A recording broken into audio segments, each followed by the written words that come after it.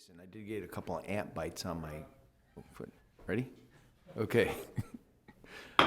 Morning, we're here for Marion County Board of Commissioners meeting. It's Wednesday, July 1st, 2015 at the Courthouse Square, 555 Court Street Northeast. And as tradition, we're going to start with the Pledge of Allegiance. Join me.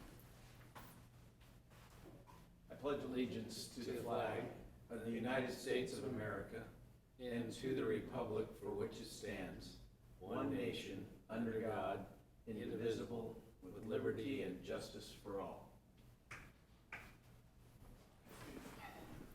Not sure if that comment about my ant bites on my ankles came through on you. It probably did. Well, we were up at the Little North Fork at the fire station, and I had sandals on, and I was dressed appropriately for a commissioner at the Little North Fork, sandals and shorts, and these ants were crawling all over me. Why? So I got a couple bites. Good morning, Commissioner. It's good to have you.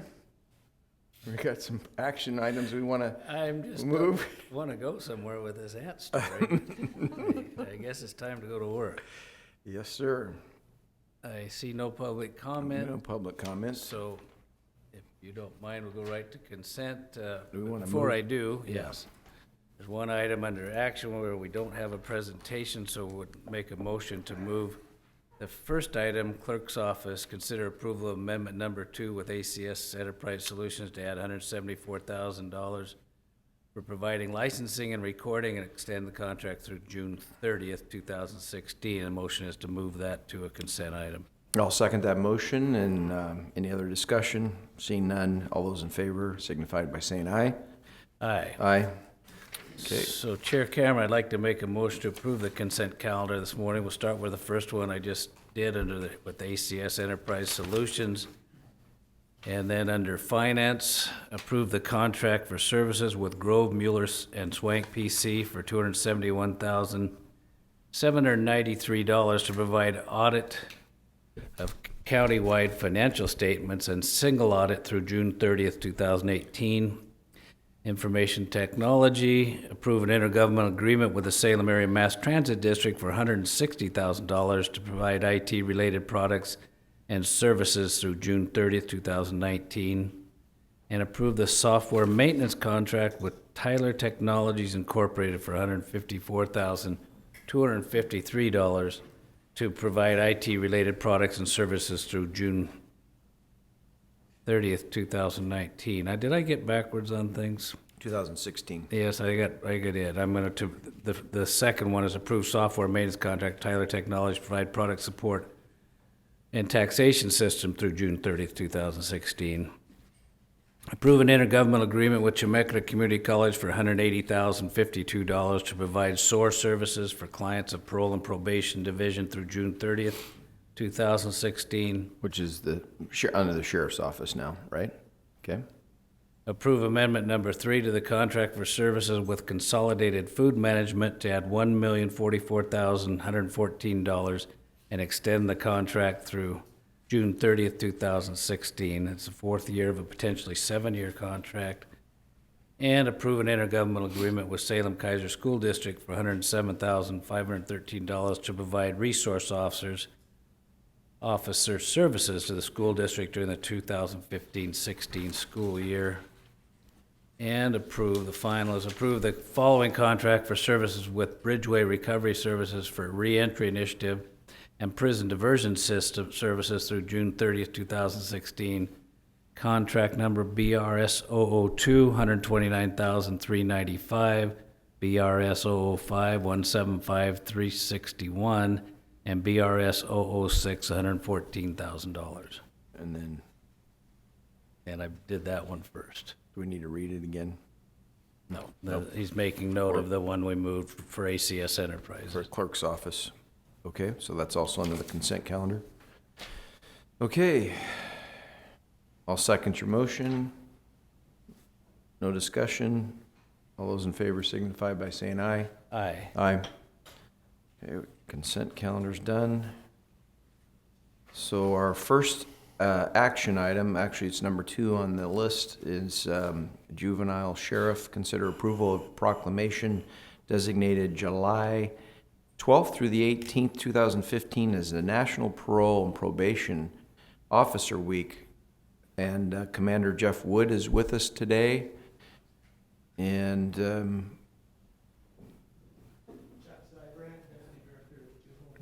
Chuck is with us because Faye must be having a nice day someplace else. Getting ready to go on vacation. Getting ready, Yes. finishing up.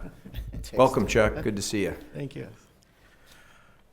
Good morning, Commissioners. Thank you for a moment of your time. Again, for the record, my name is Jeff Wood. I'm the Parole and Probation Division Commander with the Marion County Sheriff's Office, and with me is Chuck Seibrandt, the Assistant Director of Marion County Juvenile Department. And we are here collectively to ask of the board to join our nation and our state in declaring or designating July 12th through the 18th as Parole and Probation Officer Week. As you've heard me say before, the practice of probation and parole has been in some form of existence since 1841. Nationally, there are over 5 million adults on community supervision. As a state, there are 32,000 people on supervision, of which about 3,600 live in Marion County. As a state, although there are different jurisdictional or organizational structures and different ways to manage this population, regardless of location or regardless of supervision strategies, the basic premise remains the same: to promote public safety and also promote the reformative process. Simply put, community corrections professionals help make stronger and safer communities.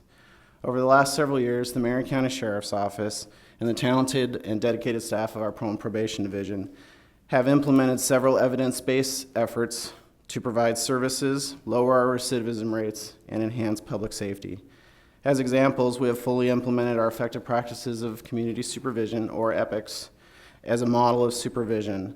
Our Transitional Services Unit, which I know you both have heard a lot about, which is part of the Greater Marion County Reentry Initiative, has been nationally recognized for some of their efforts.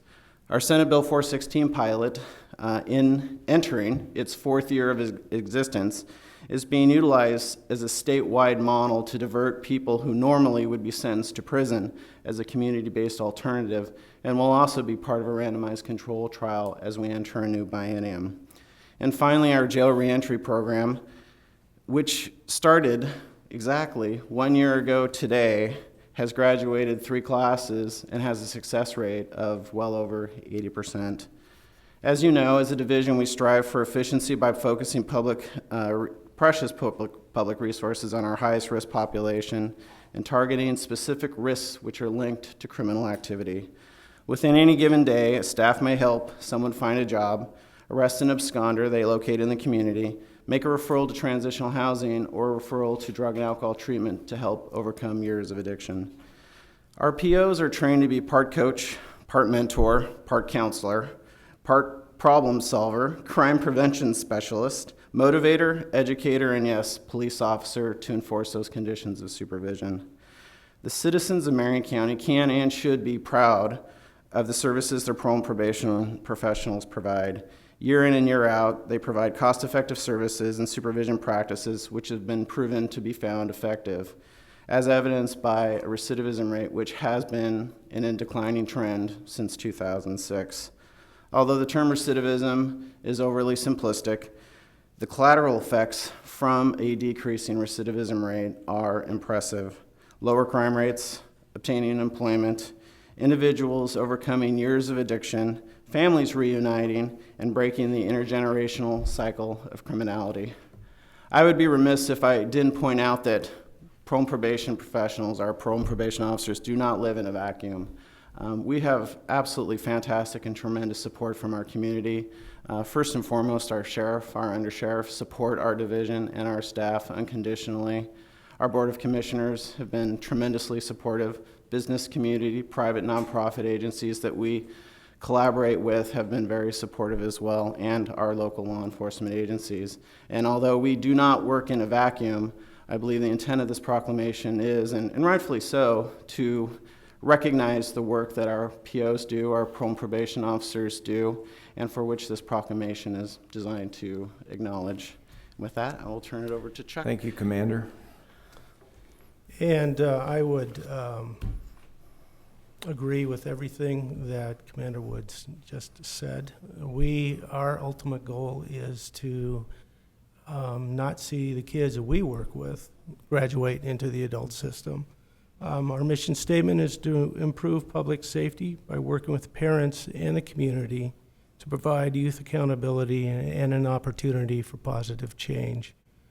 We have 22 probation officers that dealt with 2,316 youth that were referred in 2014 for 3,500 allegations.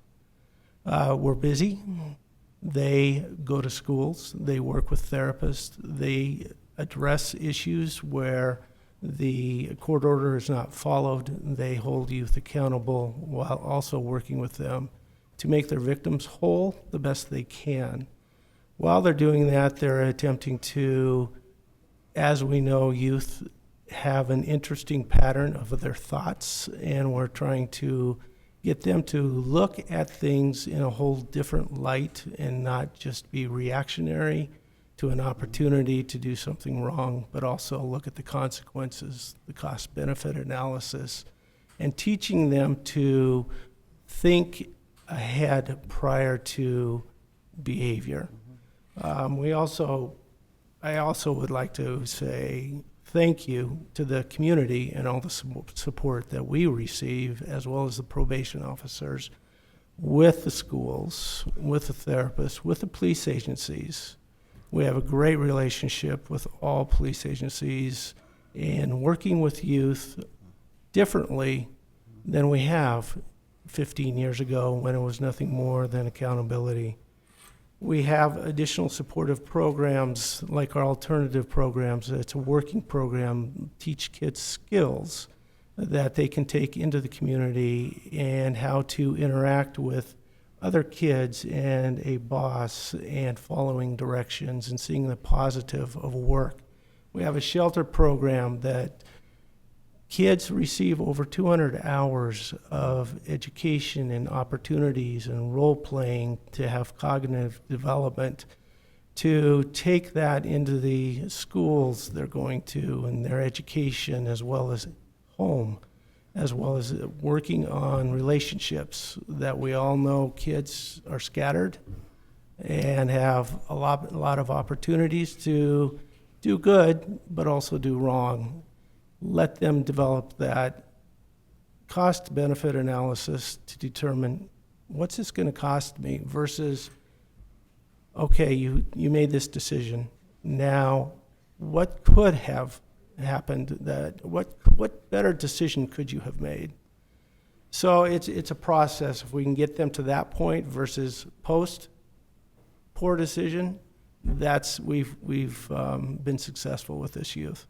Our restitution remains the highest in juvenile departments around the state. So we're holding kids accountable as well as teaching them better ways to handle themselves. We do have a detention facility with 32 beds. Whether it's at that end or just at the very beginning when the youth has their first referral, we're working with them to make a change in decision making. We're also being supportive of families and parents as they do it.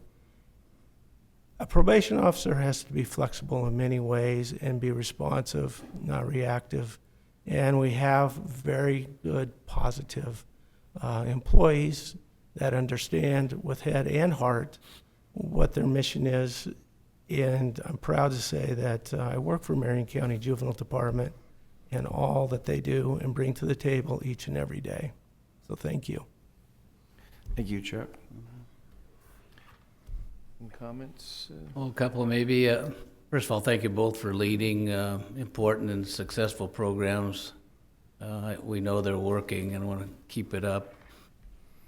Oh, I can't help it. So I noticed that Jeff was chuckling a little bit. I assume he was envisioning ants biting your bare ankles, but something else. What I really wanted to ask Jeff, you said that 80% of the participants graduate from your programs, but it begs the question to me, what about the other 20%? Why do they fail? What happens to them? Do they try again? Commissioner, great question. The short answer is we don't give up. Whether it's juvenile or adult, a lot of times we talk about dosage, which is just basically translates to hours. And we believe, and the research supports it, that even if somebody is not successful with completing a full program, there tends to be some behavior change. In terms of why people drop out, we've joked internally where we talk about stages of change, and there are 6 stages of change, and maybe simply put, the person is just not ready to make positive change. It's for any of us in our lives, whether it's overcoming addiction, in my case, a shameless addiction to Starbucks, or somebody who is trying to lose weight. Some people are successful, some people aren't, and really it boils down to, are you willing to address a problem area of your life, and are you willing to make positive steps to achieve that goal? And for that reason, and again, I probably would say, and I think Chuck would agree, the research shows that you do not want a treatment program that has a 100% success rate. If you do, simply put, your program's too easy. As cold as it sounds, having a failure rate around 20-30% is robust, it's healthy, and it shows that people are trying to make positive change. They're addressing the problem areas of their lives. And again, I don't want to sound cold and say that we expect people to not be successful. We certainly don't give up on them, but for someone in their life, if they're not really ready to address addiction or address the family or address any other problem area of their life, they are inevitably unsuccessful. We address that. We negatively reinforce the behavior for not being successful, but then we try to re-engage them into programming. Thank you. Well, Chair Cameron, I'd like to make a motion to approve the proclamation that designates July 12th through 18th as Parole and Probation Officer Week. And I'll second your motion. Any discussion? I just want to compliment just all our parole and probation staff. I know even when I was in the state legislature, I got to go over and visit with your staff, and very professional, got to witness what they do one day, and then have seen them over the years, and looking forward to the barbecue in a couple of weeks to honor them and say thank you to them. And it's an amazing job that you just never know how one person can change somebody's life. And I know they've got a lot of clients out there, but there are success stories even within almost our reach today of people's lives who have been changed because of those programs and those people. So it takes a special person to do it. With that, we want to pass this proclamation, I guess, and then we'll read it, right? All those in favor say aye. Aye. Aye. And we will read the proclamation.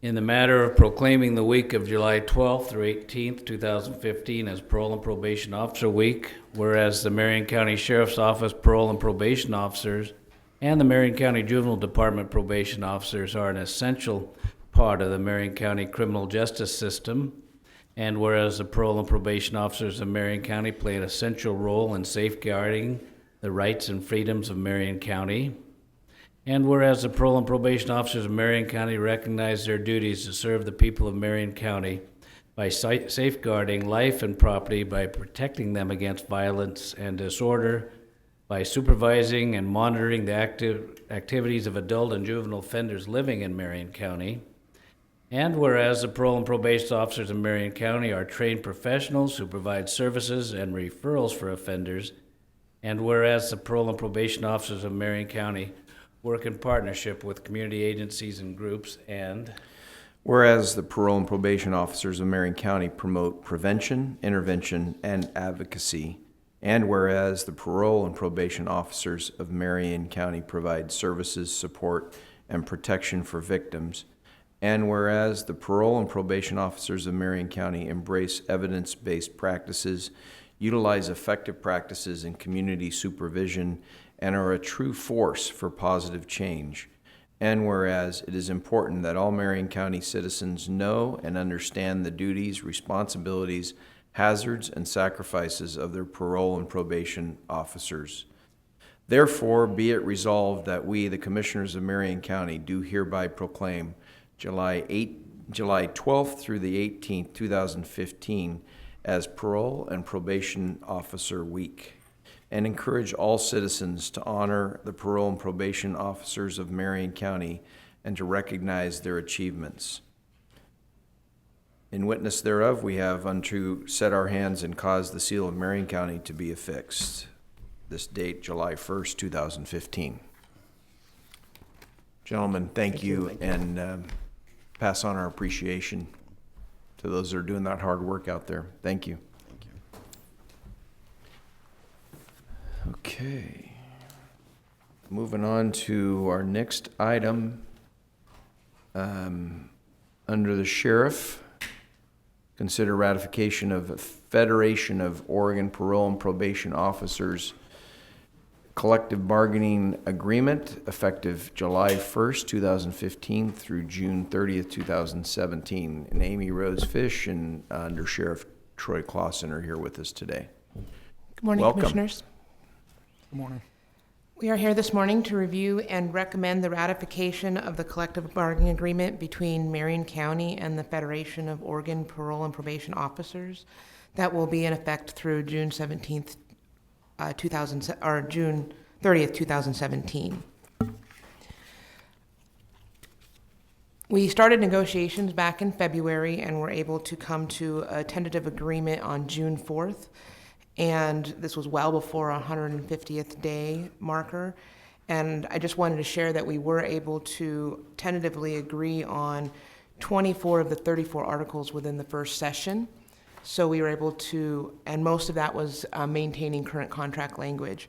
So we have a few articles to review here today, but it really did come down just to a handful of articles that we were going to be discussing and negotiating. And most of the timeline was mainly because of really wanting to make sure and review and assess the economic conditions and the status going forward for the next fiscal year in order to make a good decisions in that process. So you have two copies in your packet, and so I'll reference it from the one that's listed as red line version. Okay. And kind of walk you through those changes that we have.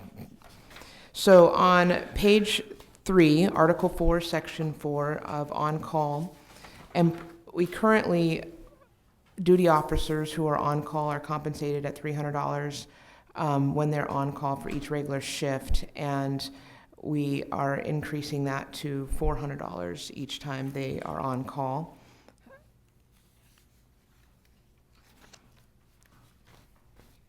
Amy, excuse me for interrupting, but that was one I wanted to talk about a Okay. little bit. It's a pretty huge increase, it's a 30% jump. So what's the rationale behind it? Was it agreement that it does take a lot more involvement, or what's going on there? Yes, it's because with the parole and probation, they actually get a significant number of calls when they're on call, and many times it's my understanding that they do have to actually respond to, at midnight, 3 a.m. and it's pretty frequent. It's not where it's an on call, and sometimes you get a call, sometimes you don't. That they get a pretty steady stream of contact and calls during their on call period. Okay. Do you want to add anything? Yeah, Commissioner, if I could, so in comparison to the other counties. Troy, that- have you introduce yourself for the record? Sure, Thank Troy you. Clausen, Under Sheriff for Sheriff's Office. Thanks.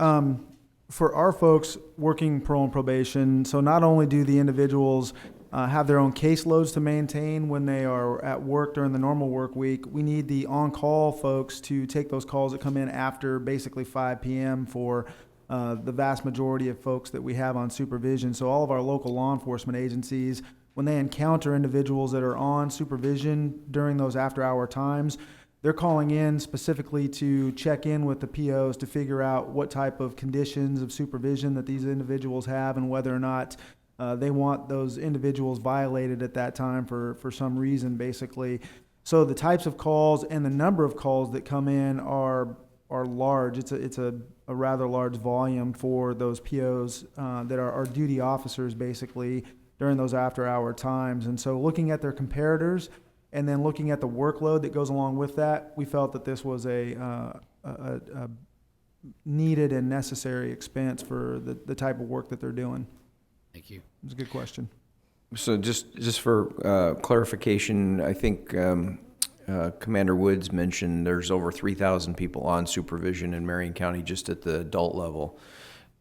So on any given weekend or night, there's a few people who are on call in the parole and probation officers that would take those additional calls. So if I had a caseload, but I'm not on call, those calls would be directed to those people. Yeah, in to that the event. one duty officer that's on during that 2-week period of time, basically. So during those after-hour calls, that call goes to one individual, and then hopefully that individual can farm out that information to the other POs. But in the event that those POs who supervise that particular individual are not available, then that on-call PO can make decisions for that PO until that PO can get back to work and deal with their caseload.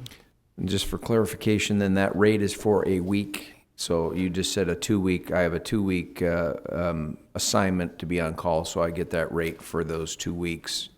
So I it's, believe that's still correct. Yeah, so Okay. yes. so that would be my on-call rate for the week, besides what I'm doing in addition to that. Yeah. Right. Okay. Thank you.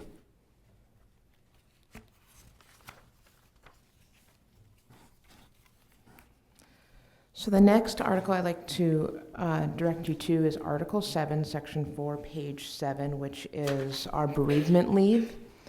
And we had some discussion around this. Currently, the county does not offer an actual bereavement leave days. An employee can use sick leave. And so there was a lengthy discussion around that, and we went and reviewed and checked with comparables, and we were the only county who does not offer that. And so when we looked at that, we did come to an agreement that we would compensate 3 work days paid bereavement leave, and that would be one time a calendar year, and maximum of 3 days, and then they still could use other leave after that if it was approved according to the contract as it is now. Additional leave if they needed it approved by the sheriff.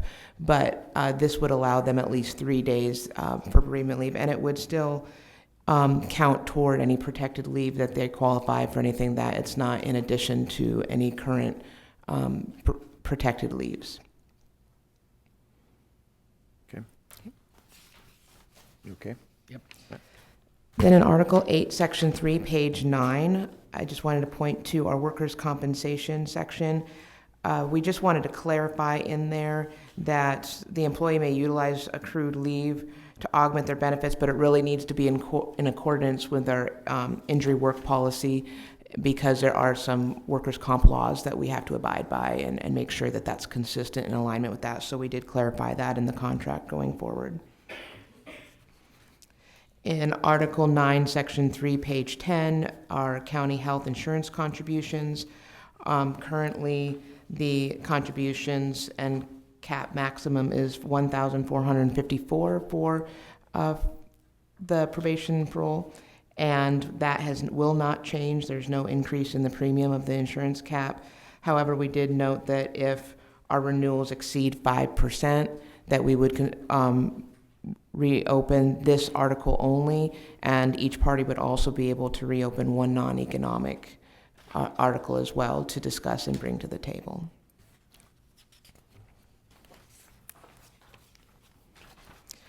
Under Article 15, Section 1, page 21, this was just a clarification of the process in our grievance and arbitration procedures around our economic sanctions, that all grievances arising from economic sanctions of suspension, demotion, reduction in pay, or termination would automatically go to step 2. And this was really derived from when it's an economic sanction, it involves the undersheriff and or sheriff already right there in the due process. And so to have the grievance procedure be reviewed then by the commander and have them reviewing the sheriff or undersheriff's review. It felt like it needed to just go right to the sheriff at that point for review in a grievance process. So, and then go to arbitration from there. So we just wanted to clarify the procedural process in the contract.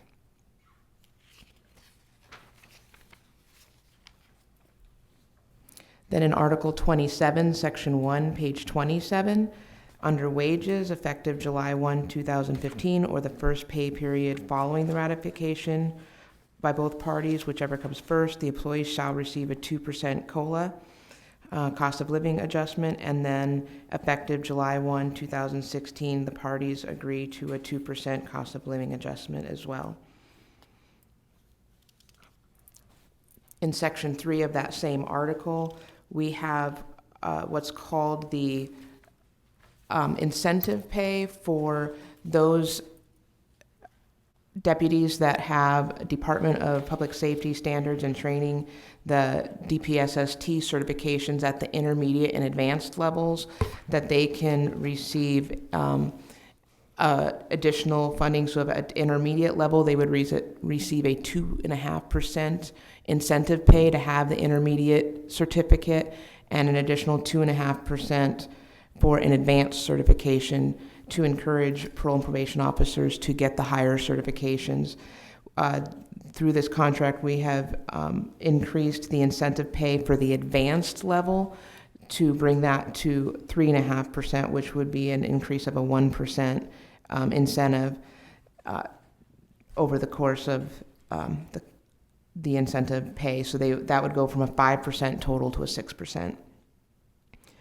Also effective January 1, 2016, parole and probation officer deputies would receive a 1% evidence-based practice adjustment. And this is related to what Commander Woods had been talking about earlier with the EPICS evidence-based practices that the county has chosen to implement.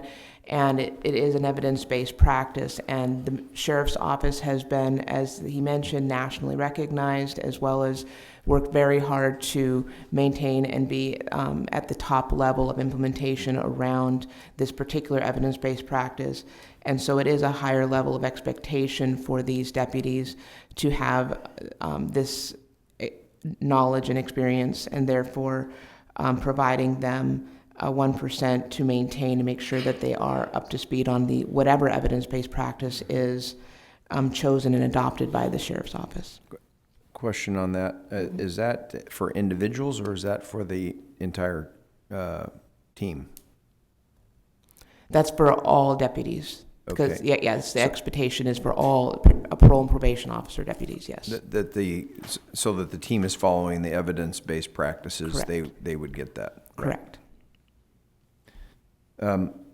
I guess on a previous point there, on the going back to the DPSST certification, is that something they do over a period of time? Is there a class they go through to get those advanced training? And if so, is it something that Troy, maybe you or Jeff schedules for them over a period of time, or how does that work out to get them through that? DPSST, in order to get or qualify for your immediate or advanced certificate, that's a combination of education and training, and it's a requirement through DPSST in order to get those two particular incentives that or certifications, that you have to have a certain education level and or a certain level of training. And recently, I believe 2012 was the adjustment period for DPSST to actually increase the amount of time and work efforts that it takes for a PO, police officer, or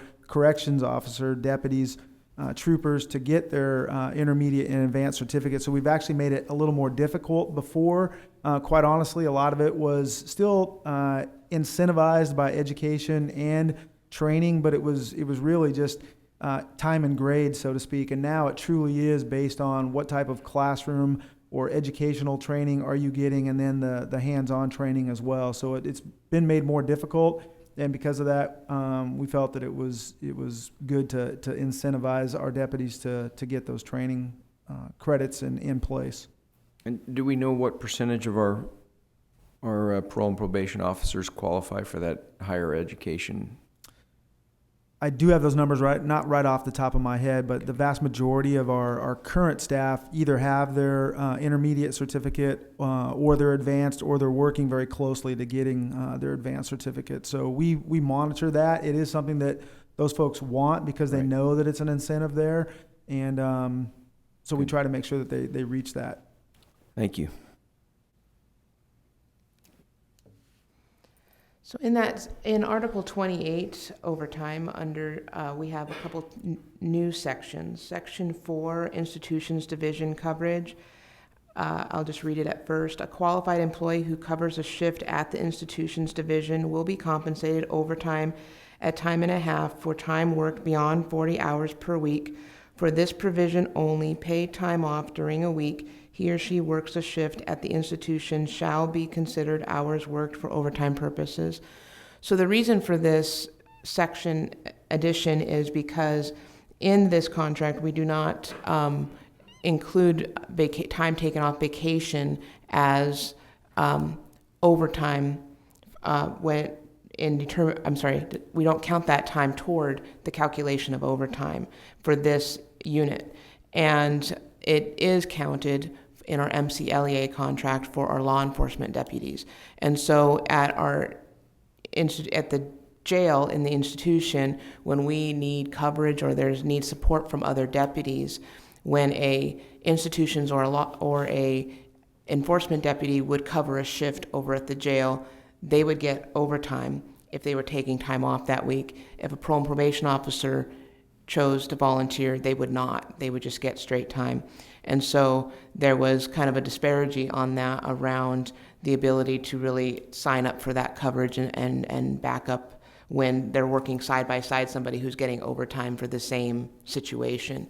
So what we agreed to was we weren't not adding it to overtime overall, but for those specific situations when they have signed up and been willing to go over and support and help the jail when there's needs. So just so I'm clear, if I take 40 hours of vacation in the week, but I take the last couple of days of that vacation week and come and volunteer in the jail, I get it for time and a half. That's what this is saying, and it's bringing them up to the same as our sheriff deputies. Correct, theoretically. Correct. Typically what we try to do, though, for those individuals who we know have scheduled time off during that time for, let's say, a 40-hour block, we try not to call those particular individuals in to work overtime. We're really looking at those individuals that are currently working during the week, and then they have something come up where they're either sick or they need to take a day off during that time that they had already worked the overtime. And so our folks are kind of being penalized by something having to come up, they take the time off, and then they lose that overtime shift that they were working, and their counterparts in MCLEA at the jail, that didn't happen to them. So we wanted to fix the disparate impact on that part there. Okay, thank you. And then the addition of Section 5, duty officer, is actually not a change in practice. It's actually something that has been working with the union and the sheriff's office, but we wanted to just get it clarified and documented into the contract rather than a letter of agreement. And that is that after hours worked as assigned duty officer per Article 4, Section 4 will be paid at time and a half. And that both parties also agree that planned vacations during the scheduled duty officer work week will not be approved. The county understands that incidental vacation time off requests, unexpected events may occur during the duty officer's work week, and these requests will be considered for approval.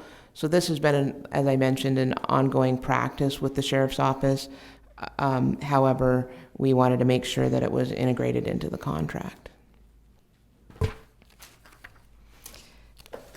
And that's all the changes that we have for the new contract. So at this point, we're just open to recommending the ratification of the collective bargaining agreement. Great. Thank you for your presentation. I'm supportive. I just have one little thing. And maybe this is a message for all department heads about the way I look at matters that come before us. We get a write-up, and I typically read that, and I look for the recommendation, go through the material, and then come back and see if the recommendation's justified. But some people like you, here's a recommendation. 1, ratify the new FAPO CBA, or 2, reject the new FAPO CBA. So, what is your recommendation? Our recommendation is that you ratify the. I thought it might be. Absolutely. All right, Chair Cameron, I make a motion that we accept the recommendation and ratify the new FAPO CBA, collective Are bargaining. we going to have a split vote on this one? I'll second your motion. All those in favor of the motion? Aye. Aye. Motion passes. We have approval of the recommendation. Thank you very much. And Thank you. can I just add that Amy Rose and her staff, with regard to this particular contract, did a phenomenal job. So we put a lot of pressure on them to do comparative work for us and take a look at what other contracts are look like in other work environments. And she's and her staff do a great job for us. So thank you very much for that. Thank you. Thank you. And Thanks for telling us that. yeah, and thank you, Amy, for your service there. And I just think it's appropriate that we're making a proclamation designating July 12th through 18th as parole and probation officers, and we're ratifying a nice new contract for them as well. So that's good to do them both together. It's a very dedicated group, and they Yeah. work very, very hard. So we probably put more pressure on Except this for the particular- janitor. That's Woody's fault. So Steve, if you're watching. Thank you. All right. Thank you. Wow. We might mention that we're planning some new facilities for parole and probation too, so doing our Yes. share to take care of them. The temporary buildings that have been there temporarily for 20 years are going to temporarily be there no longer somewhere, hopefully. Yeah, we've got that in the budget, don't we? Mm-hmm. So, great work. We're real proud of what Marion County, and I want to compliment Commissioner Carlson, who's not here with us today, and her leadership over the years of really on the reentry issues. I know I've worked closely with her, and she's just dynamite when it comes to this stuff, to have that kind of support from a commissioner, so, and staff that does it too. So thank you very much. Proud of that. So I guess we should read the calendar where we're going to be, and then we can talk about all the exciting things we've been doing. So we're here today, and then later on this afternoon, or lunchtime, noon, our favorite place to eat up in Woodburn, Marion County meeting with the Woodburn leadership, Luis's Taqueria, 523 Front Street, and that's from noon to 1 o'clock. Later on today, we're going to do this together, I believe, aren't we? Doesn't quite time out to go right from Woodburn, I see, but, Well, we can we'll tour the rodeo grounds, couldn't we? yeah, we'll get there because it makes sense not to come back. So from 2:15 to 4:15, our community services staff has set up an on-site meeting in St. Paul. At the St. Paul City Hall is where we're going to start, and that's at 2239 Main Street, St. Paul. I know Commissioner Brentano will make sure I get there because he knows that place. And we're going to talk about water, I think, up there. And then on Monday at 8:15, new employee orientation on the training room on the 4th floor here at 555 Court Street. Monday at 8:30, we'll have a calendar review, location on the 5th floor, Silverton Conference Room here in this building. Monday from 9 a.m. to 11 a.m. management update. We will be again in the Silverton Conference Room in this building. And then on Wednesday, we'll be back here for another fantastic board session here on the 1st floor. And then also on Wednesday, we have the Economic Development Advisory Board on the 5th floor in the Commissioner's Boardroom. So that's our schedule. It's only like 3/4 of a page this week. Well, there's a holiday in there, you know. Right. Yeah. A good holiday. First, work-related, if I could, I drug you into attending a meeting with BLM and the ONC commissioners last night. We didn't get a chance to talk about it. I'm kind of disappointed with the plan, and my comments that I've putting to them are that, and there's a number of reasons. We're trying to maximize timber harvest for the good of the communities and the counties. That point of I think they think it's all about money to the counties, and it's certainly important, especially the southern counties, but it's economic vitality for the whole community, and then the counties succeed and are able to provide the service. So what they're planning for, to me, they just make a small portion of the total landscape available for harvest. They sustained yield, they never define it. Sustained yield, by their kind of inference, could be like cut one tree a year, and you could do that forever. Well, that isn't what the intention of the 1937 ONC Act was. And the last thing that bothers me a lot, they keep comparing the results of their new plan to 2012.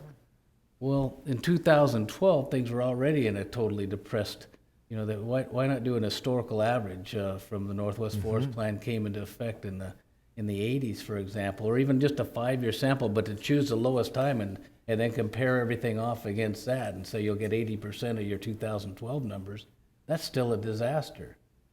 So I'm not happy. I don't know where we'll go. They've worked hard on this plan, certainly in a number of public hearings. There's always two sides to every question. But when you look at the original act and what it was designed to provide revenue for timber-related counties, it doesn't do it under everything they're talking about in the new one. I'm real disappointed about it, and that's what I wanted you to see, and wondered if that's your conclusion too. Well, yeah, and I appreciate your time and effort and the historical knowledge that you have over this. I had brief knowledge of it from the legislature and got to start to get into it even more since I've been here. But I thought the one comment that I heard last night from Commissioner Freeman really said best, that if you have this pie that is in the act that you just described, that is, you're supposed to sustain the harvest out of this piece of pie, that land base, and you set aside, I don't know how much of it in reserves. Some is 80% of it in one of the 80% of that pie. So you take 8 out of 10 pieces and say you can't do anything here, and you're only going to sustain harvest out of this 20%. You're not meeting the legal obligation of what the law actually says. So we're already behind. And their point, what I heard, one of the people said, well, we've come up with that solution to guarantee sustainable harvest. And I'm thinking, okay, what they're saying is that they're going to have less lawsuits or something to be able to sustain this. There's no guarantee there. There's no change in the law that people can't. Certainty what we're looking for, and that doesn't show up either. They could say you can do just what you're saying, 20%, and still have it locked up in lawsuits, which means there will be no timber production or management, which is key too. And the other thing, and I mentioned this to Commissioner Freeman afterwards outside, I said, if you have a whole bunch of fish in a big lake, it's kind of hard to catch them. You got to work a little harder, but you all of a sudden put all those fish in a little lake, it's a little easier to catch them. So it's going to. Where is that little lake? No, but my point is now you just narrow down the harvest to this particular property, and guess what? It's going to be even more focused on that property. So I don't know what the answer is. And then the last thing I'll say that I heard last night, and I was quiet because I want to learn before I speak, but I can speak today because there's maybe somebody's listening. The last thing I would say was the no extension. There's been a request from Congress. There's been a request, I think, from the ONC counties, from AOC, to extend the comment period by 121 days. And the answer was said, we don't plan on extending that to have more comments. And it was interesting that the elected officials meeting was the last meeting that they were holding to educate people. So it's really interesting that how we're locking up our natural resources in Oregon, and New York doesn't have any federal land. Even our congressional delegation asked for that extension, so right down the line, and they ignore it. That is significant. The one other one I'd mentioned, a little, even in my mind, doesn't quite work out, but the original ONC Act called for recreation too. But in 1937, I'm thinking recreation was some, hunting and fishing and some camping spots. And they've so changed the definition of recreation to all the myriad of activities, even off-road vehicles, which I like, by the way. But it has equal status, is my point, with the harvest of timber. And that was not the intention of the bill either. Well, when you're setting aside 80%, I think it has more than equal status. Yeah.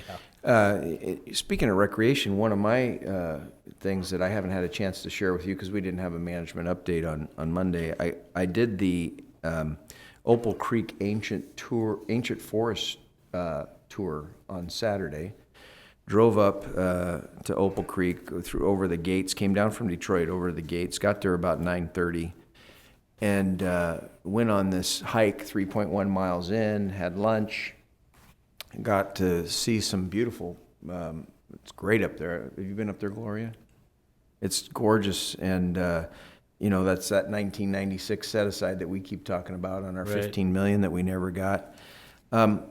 And I actually hoofed it out. I got out in 45 minutes, 3.1 miles. It was hot, and got out of there.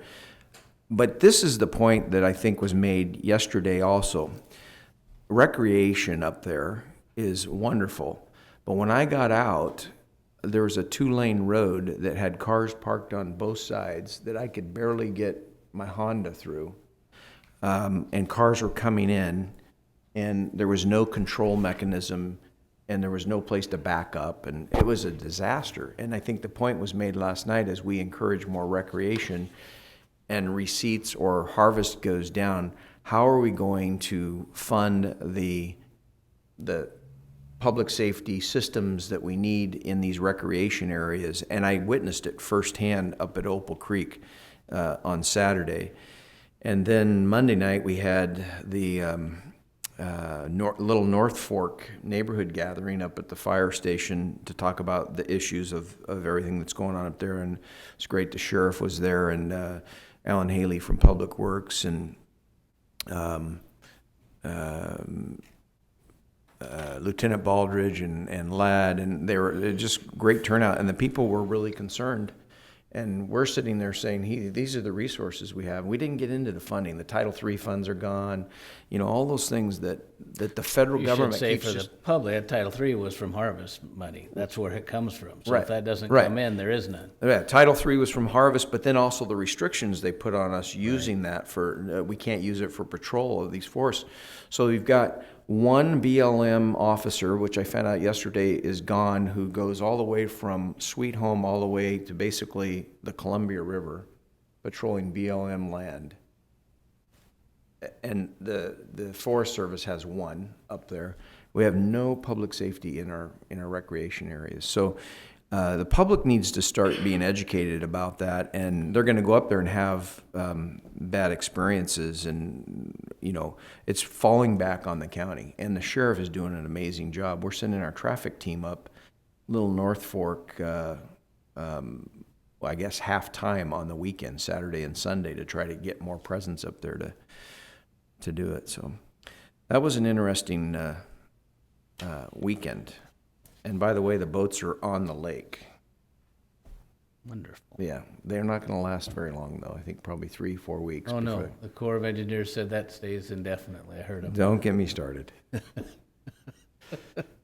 What else? So on the 4th, you'll be up there, I presume? And Yes, the whole fireworks family's will be coming up. good? Yeah, my daughter, who's expecting any day, and both my daughters and their husbands are coming up. And there's no fireworks on the 4th up there. They're on the 11th this year. Really? If anybody's watching, yeah. They don't do them on the 4th.